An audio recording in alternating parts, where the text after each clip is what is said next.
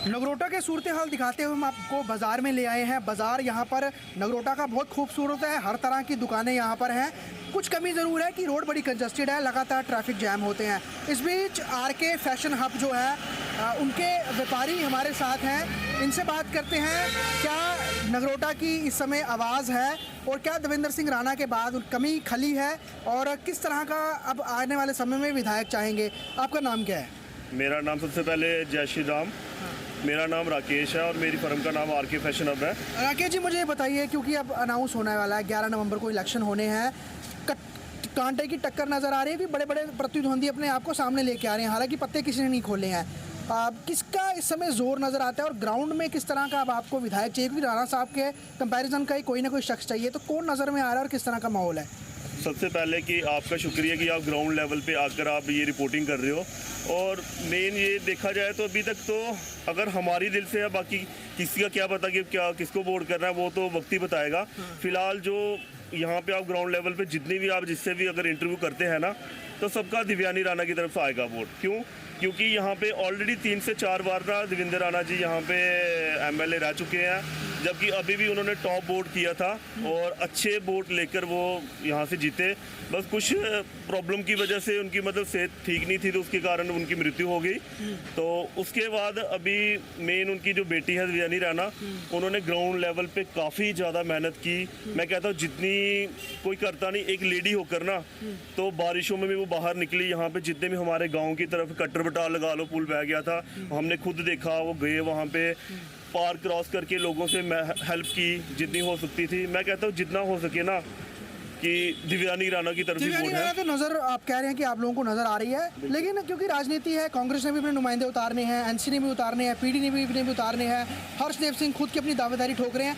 को कंपटीशन बनेगा यहाँ पर या फिर वन साइडेड मुकाबला होता नजर आएगा? मेरी तरफ से है कि मुझे नहीं लगता कि और कोई उतर पाए। क्यों? ये सिर्फ ये नहीं है कि जब वोट आते हैं तो सब इकट्ठे हो जाते हैं कि हाँ आज ग्राउंड पे चक्कर लगा लिया, जहाँ ग्राउंड लेवल पे आकर थोड़ी लोगों से मिल लिया। मज़ा वो है कि इलेक्शन से पहले, इलेक्शन के बाद भी जब यहाँ पे ग्राउंड पे जब आते हैं ना, तो हमें जहाँ तक दिल से लगता है ना, गांव में जाकर किसी का भी इंटरव्यू आप लोगे ना, तो जहाँ तक मुझे लगता है ना, तो दिव्यानी राणा इज बेस्ट है। वो उससे कोई बेस्ट नहीं है। क्यों? एक तो जो उनको अपना कोई लालच नहीं है, क्योंकि उनके पिताश्री ऑलरेडी 3 या 4 बारी यहाँ पे, पहले वो एनसी में थी तब भी वो जीते, अब वो बीजेपी में है तब भी वो जीते। क्यों? उनका फेस वैल्यू मेन मैटर करता है। फेस वैल्यू उनका इसलिए मैटर करता है क्योंकि वो ऑलरेडी ग्राउंड लेवल पे ना लोगों की काफ़ी हेल्प करते हैं। आप लोगों की बात शुद्ध ले रहे हैं। खुद कितनी बार जब भी हम उनके घर पे गए और काफ़ी अच्छा बेस्ट, सबसे पहले तो वो जो अपनी तरफ से सेवा होती है, चाय पानी जो उनका, वो तो उनका पूछना है। उसके बाद जो हेल्प होती है वो खाली निराश नहीं कोई भी बंदा उनके घर से आता। सुभाष जी, मुझे बताइए, अब 1 साल के बाद फिर आप लोगों को वोट डालने का मौका मिल रहा है। दुर्भाग्य रहा कि देवेंद्र सिंह राणा का निधन हो गया।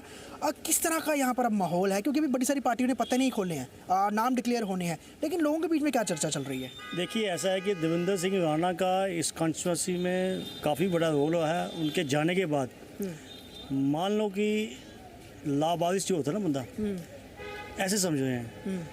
बाकी उनका एक कद था पार्टी के अंदर भी, और राणा जी का नाम बहुत ही सुर्खियों में है। हम चाहते हैं कि अभी राणा जी पहले इसकी उनकी बेटी है जो अभी, उनको अगर यहाँ से पार्टी अगर टिकट देती है तो काफ़ी अच्छा वोटर का भी रुझाव रहेगा और सहानुभूति भी है उनके प्रति। ये आप क्यों कह रहे हैं? देवेंद्र सिंह राणा की बेटी है या उनमें वो काबिलियत है यहाँ पर वो कॉन्स्टिट्यूशन? अभी हम देख रहे हैं कि डोर टू डोर वो जा रहे हैं काम करने के लिए, गरीबों के भी जाते हैं, कभी धान के लिए, कभी जैसे पिछले दिनों फ्लड आया उसके बीच में भी उनका जाना हुआ लोगों की मदद के लिए, क्योंकि उनकी बेटी उनके नक्शे कदम पे चल रही है। तो बाकी पार्टी क्या डिसाइड करती है, किसको टिकट मिलती है, हम ये नहीं कहते हैं, बट यह है कि देवेंद्र राणा की ही तरह वो आगे काम करना चाहती है और कर रही है। बाकी लोग भी बड़ा दमखम भर रहे हैं। पूर्व मंत्री हर्षदेव भी वो अपनी ताल ठोक रहे हैं, वो कह रहे हैं कि नगरोटा से मैं जीत के आ रहा हूँ। तो क्या लग रहा है, बाकी लोग भी हैं किसी कंपटीशन में? बिल्कुल, बाकी भी होंगे। हर्षदेव जी, हम ये चाहते हैं कि हर्षदेव देखो आज यहाँ से लड़ रहे हैं, कल उनका अपना वजूद नहीं है, कभी पार्टियाँ चेंज करते हैं, कभी दूसरी पार्टी में जाते हैं। अभी यह है कि जैसे लड़ना तो सब ने है, क्योंकि वोटर जो आजकल जानता है कि कहाँ से कुछ मिलने वाला है। सेंटर में सरकार मोदी की है, लेकिन इनको सेंटर में जाना पड़ेगा।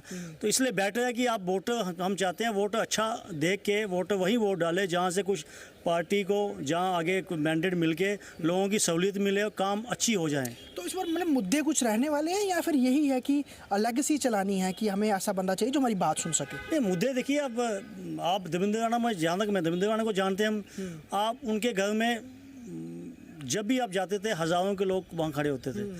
वो एक ही फ़ोन के अंदर वो काम भी करते थे। तो बेटी भी उनके नक्शे कदम पे चल रही है। बट अभी होता है क्या है कि जब तक हाथ में पावर ना हो तो वो क्या करेगी। अभी डेवलपमेंट के लिए उनको भी कहीं आगे बोलना पड़ता है। मान लो अपनी पार्टी के अंदर या किसी और के अपने दम पे वो भी काम कर रहे हैं। तो जब कल को ऐसा होता है कि मैंडेट उन्हें मिलता है, जब मैंडेट मिलने के बाद जीते हैं, उनको पैसे लेने के लिए एनदर किसी पार्टी के पास जाना नहीं पड़ेगा। डायरेक्ट सीधे फंड्स जो दिल्ली से आते हैं यूटी के अंदर, दमखम रखते हैं कि सीधा दिल्ली से फंड्स ला सकते हैं जैसे उनके फादर करते थे। बिल्कुल बिल्कुल बिल्कुल। सर क्या नाम है आपका? अरुण शर्मा। शर्मा साहब मुझे बताइए, 1 साल के बाद फिर वोट डालने का मौका मिल रहा है, क्या मिजाज है, क्या रुख है और इस बार हवा का रुख क्या कह रहे हैं? देखो जी, अभी तो कल परसों डिसाइड हुआ है कि ये दोबारा इलेक्शन हो रही है, तो हम तो खुश हैं कि इलेक्शन हो, क्योंकि हमारा नुमाइंदा तो पहले था ही नहीं। जो हमारी ये कॉन्स्टिट्यूंसी ये ऐसे ही थी कि कोई इसको पूछता नहीं था। इस टाइम आपको पता है अभी कल परसों इलेक्शन अनाउंस हुए हैं, तो एक होता ना, एक जो पहले भी गवर्नमेंट जो पहले ग्राउंड पे थे वो तो आते थे, जो क्योंकि राणा साहब थे उनकी वजह से ये सीट हुई वेकेंट हमारी। लेकिन जो काम उन्होंने अपने टर्न ओवर में किया, चाहे वो एनसी में थे चाहे वो बीजेपी में थे, उन्होंने काम किया बिला कि इसमें कोई डाउट नहीं है। ठीक है, आने वाले टाइम पे उनकी बेटी थी बेचारी, उसको लाया ग्राउंड पे, लेकिन वो भी अपने फादर साहब के नक्शे कदम पे चल रहे हैं। जिस तरीके से वो लोगों के साथ मिलते हैं, आते हैं, जाते हैं, जैसे ये पीछे आपदा आई है, आपदा में लोगों के बीच में काफ़ी वो अंदर लोगों तक गए हैं। कई तो ऐसे आए हैं जहाँ जो बाहर से आते हैं लोग, हम नहीं कहते आना चाहिए, लेकिन जो आए हैं खाली रोड पे आते हैं, रोड पे जहाँ गाड़ी लगाई लोगों को सामान बांट दिया, वो नहीं।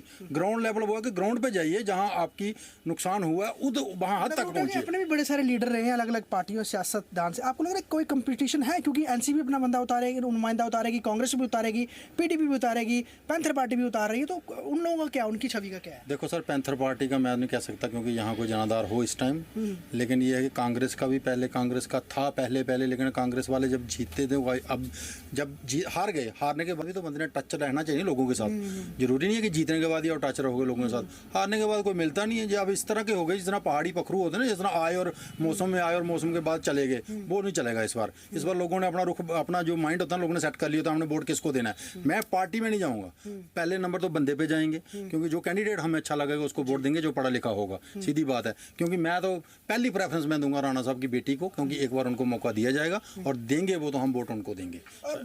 बड़ी यंग भी हैं वो, सियासत में अभी हाल ही में राणा साहब के निधन के बाद ही वो बाहर निकली हैं। आपको लगता है बहुत बड़ी कॉन्स्टिट्यूंसी है, बहुत बड़ी जिम्मेवारी वो निभा सकती है? देखो, ये लोग बड़ी बड़ी बातें करते हैं ना बैठ के, जो बोलते हैं अनुभव की कमी है, माँ के पेट से सीख के कोई नहीं आता। बड़े हैं यहाँ 20-25 साल के हमारे बड़े हैं यहाँ, जो एमएलए एमपी भी चुने गए हमारे 25 साल के 30 साल के बीच में, वो माँ के पेट से सीख के थोड़ी आएगी। ये ग्राउंड पे अगर आएंगी तो सीखेंगी ना, अगर कोई जिताएगा तो वो सीखेंगे आगे।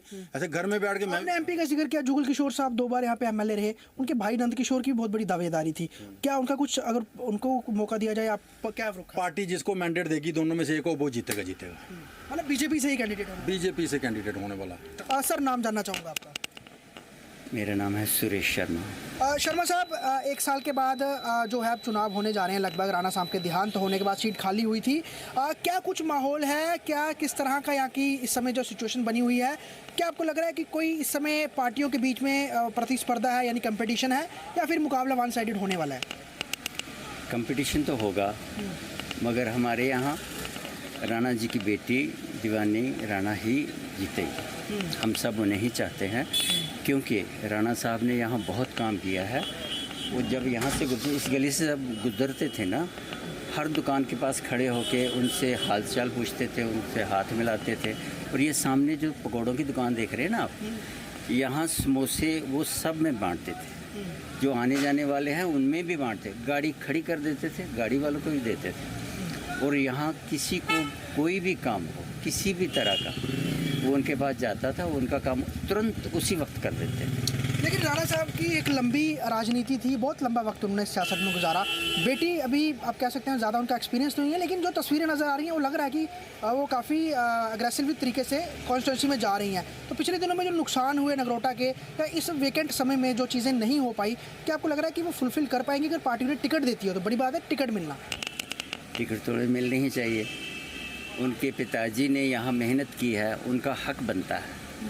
और मुझे आपका नाम नहीं मालूम, मगर मैं आपसे ये कहना चाहता हूँ, उनकी बेटी अभी छोटी है और इस उम्र में उसने अपने जीवन के कई सुख त्याग कर पॉलिटिकल लाइन में ज्वाइन किया है। उनके अपने पिताजी का जो उन्होंने यहाँ अपनी ज़मीन बनाई थी उस पर आकर वो काम करना चाहते हैं।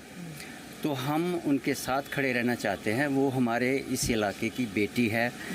मेरे जो छोटे बच्चे हैं उनकी बहन है, और बेटी और बहन जब आपसे कुछ मांगे तो आप सब छोड़कर उसकी वो ख्वाहिश पूरी करते हैं। आप बेटी की बात करें, एक आपका भाई भी है। जुगल किशोर साहब यहाँ पर 2 बार MLA रहे, अब तो MP हैं, लेकिन उनके भाई जो है नंद किशोर, कहीं ना कहीं वो भी आस लगाए बैठे थे कि उनको मौका मिलेगा। अगर पार्टी उनको मौका देती है तो फिर भाई की भी सपोर्ट में जा सकते हैं। देखिए, वो हमारे भाई हैं। मेरा गांव सुकेतर है, वो मेरे घर के पास रहते हैं। मगर जब आप बात करेंगे इन दोनों की, तो पहले हक इनका बनता है। जैसा कि हम लोग कह रहे हैं, हम लोग सोच रहे हैं, तो हम चाहते हैं कि उन्हें मिले। बाकी पार्टी की मर्ज़ी है। और एक बात और जो ख़ास मैंने पिछली बार सुना था, जब राणा जी का देहांत हो गया था, तो हमारे स्टेट की एक बहुत बड़ी पार्टी जिन्होंने ये कहा था कि अगर राणा साहब के घर से अगर कोई इलेक्शन लड़ता है, यहाँ आता है, तो हम अपना कैंडिडेट खड़ा नहीं करेंगे। कितनी बड़ी कुर्बानी है ये। तो हम लोग जो यहाँ रह रहे हैं, जो इस बच्ची को सपोर्ट कर रहे हैं, जो अपने सुख को त्याग कर जनता की सेवा में जुट गई है, तो हम उनके साथ खड़े होकर उसका हौसला बढ़ाना चाहते हैं और उसे जीवन में आगे बढ़ाना चाहते हैं। बिल्कुल। लेकिन बाकी राजनीतिक दलों की बात करें, बड़े मजे हुए खिलाड़ी भी आने की तैयारियों में हैं, तो उनका क्या होने वाला है यहाँ पर? क्या कुछ सपोर्ट मिलेगा? देखिए, सबका हक है, सब कोशिश करेंगे, मगर हम क्या सोचते हैं हम आपको वो बता रहे हैं। तो 11 नवंबर को नगरोटा कॉन्स्टिट्यूंसी के लोग वोट करने के लिए तैयार हैं। हमने आज पहले दिन नगरोटा कॉन्स्टिट्यूंसी के बाज़ार, जो कि मुख्य बाज़ार है नगरोटा का, वहाँ पर लोगों का विचार जानने की कोशिश की और ये देखने की कोशिश की कि क्या देवेंद्र सिंह राणा के निधन के बाद लोगों की कोई सोच बदली है, जो परेशानियां हैं वो किस तरह की हैं लोगों की, और आने वाले समय में, क्योंकि अब और पार्टियों के नुमाइंदे, क्योंकि अभी पार्टियों ने अपने नुमाइंदों जो है वो डिक्लेयर नहीं किए हैं, तो जो चेहरे हैं जिनको आगे टिकट मिलेगी तो वो लोगों के बीच में भी आएंगे। तो किस तरह की लोगों की यहाँ पर एक चॉइस बनती है, या फिर कैसे उनसे एक कनेक्शन जो है वो बनता है, उसके ऊपर हमने लोगों से बात करने की कोशिश की। अब मुमकिन ये है कि लोग ये चाह रहे हैं कि वो शख्स उन्हें जो है अपना विधायक के तौर पे मिले, जो उनके बीच रहा हो, चाहे वो किसी भी हालत में हो, किसी भी सूरत हाल में हो, और लोगों के काम करने के लिए उसने हमेशा अपने हाथ आगे रखे हैं। ऐसे व्यक्ति और ऐसी शख्सियत उनको एज ए विधायक अपना चाहिए। जी, जम्मू कश्मीर लद्दाख के लिए नगरोटा से ख्वाहिश पटियाल की रिपोर्ट।